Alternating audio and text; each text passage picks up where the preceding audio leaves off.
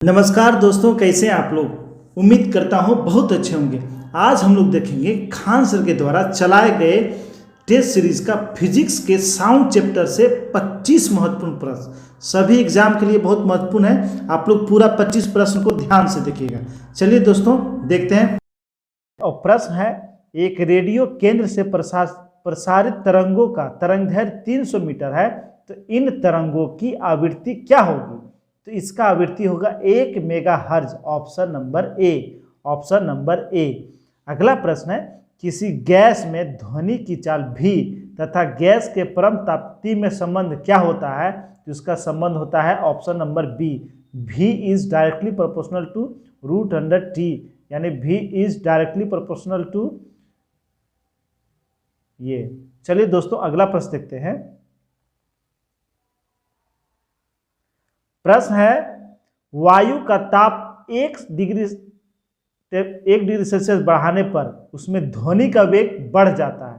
तो 1 degree Celsius temperature बढ़ाने पे ध्वनि का वेग 0.61 मीटर प्रति सेकंड की वृद्धि हो जाती है, यानी 61 सेंटीमीटर प्रति सेकंड की वृद्धि हो जाती है।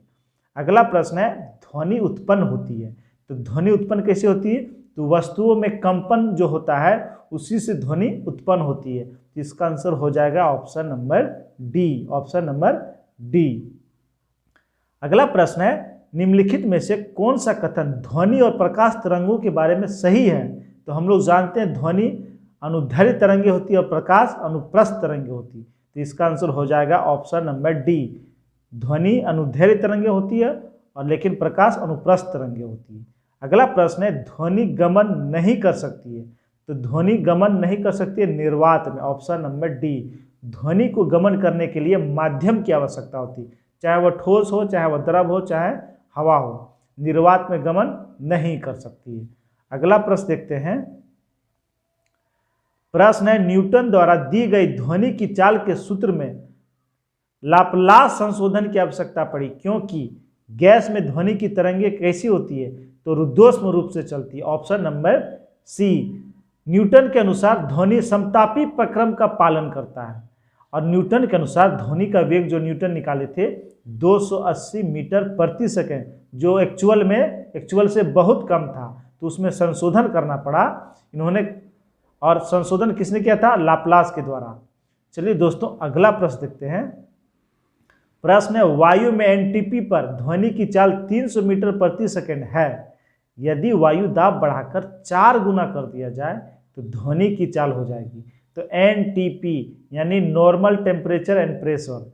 अगर ध्वनि की चाल दाब का कोई प्रभाव नहीं पड़ता है, कब। जब टेम्परेचर कांस्टेंट हो। जब ताप कांस्टेंट हो तो उसके चाल पर दाब का कोई प्रभाव नहीं पड़ता है, तो उसका चाल उतना ही रह जाएगा। ऑप्शन नंबर बी, 300 मीटर प्रति सेकंड। अगला प्रश्न देखते हैं। प्रश्न है, ध्वनि तीव्रतम चलती है। तो ध्वनि तीव्रतम किस में चलेगी। ऑप्शन के अनुसार डी।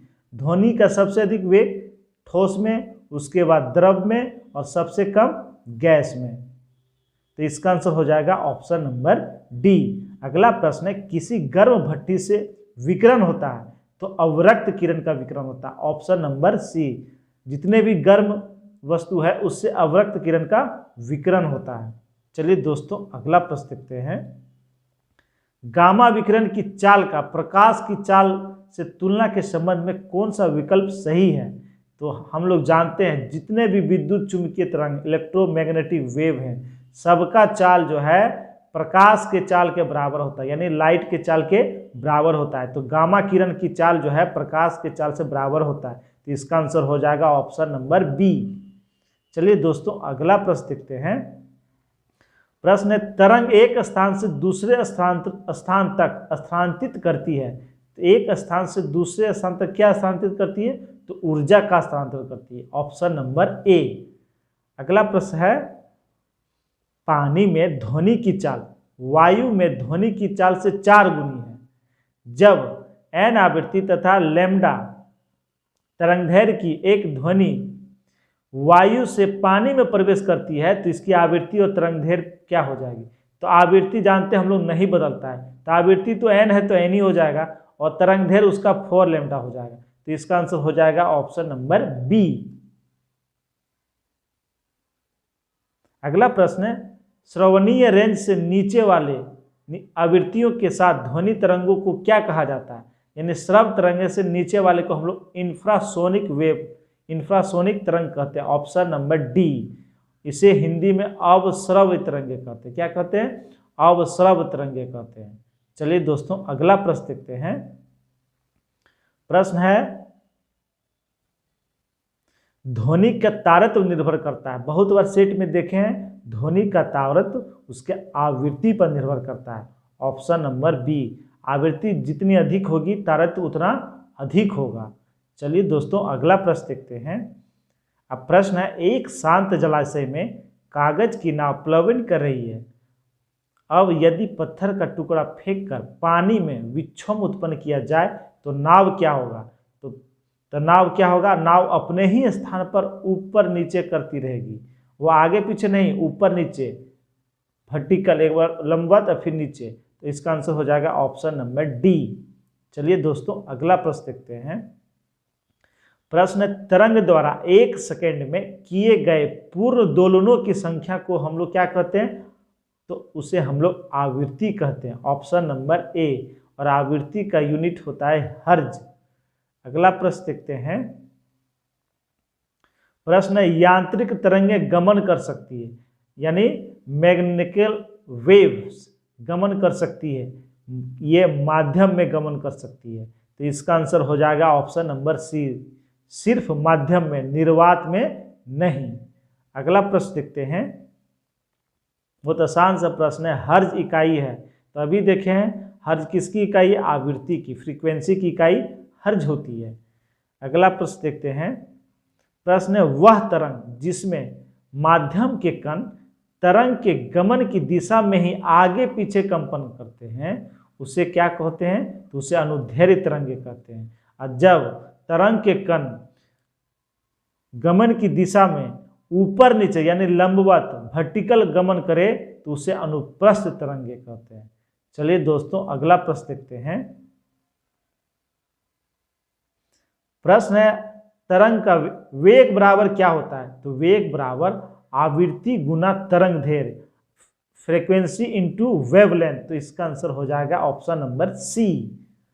चलिए दोस्तों अगला प्रश्न है, अनुप्रस्थ तरंगे संचारित हो सकता है।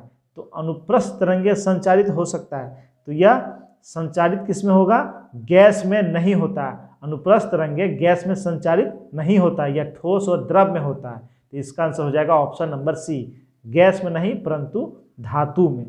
चलिए दोस्तों अगला प्रश्न देखते हैं। प्रश्न प्रतिध्वनि का कारण है।